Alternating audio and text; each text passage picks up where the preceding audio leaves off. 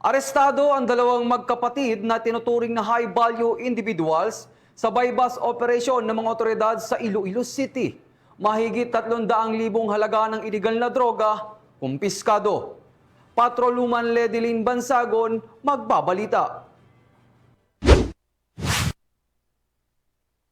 Sa gitna ng pagdiriwang ng undas, hindi nagpatinag ang ating mga kapulisan matapos nila madakip ang magkapatid na itinuring na high-valued individual. Sa matagumpay na buy-bust operation na isinagawa ng Station Drug Enforcement Team Iloilo City Police Station 2, sa Zone 3, Barangay Baldosa, La Paz, alas 10:05 ng gabi nito lamang ika-1 ng Nobyembre taong kasalukuyan. Kinilala ni Police Captain Jeffrey Delgado, officer in charge ng Iloilo City Police Station 2, ang mga suspect na sina alias Ryan, 47 taong gulang, may asawa at 10 anak at nagtatrabaho bilang isang welder, at alias Rock, 39 na taong gulang, may live-in partner na 4 ng anak, isang on-call construction worker at kapwa sila residente ng nasabing barangay. Sinagawa ang operasyon matapos ang 2 linggong masusing pagmamanman laban sa magkapatid. Sa operasyon, nakabili ang pulis na nagpanggap na buyer ng isang sachet ng hinihilaang shabu mula kay alias Ryan gamit ang 2,500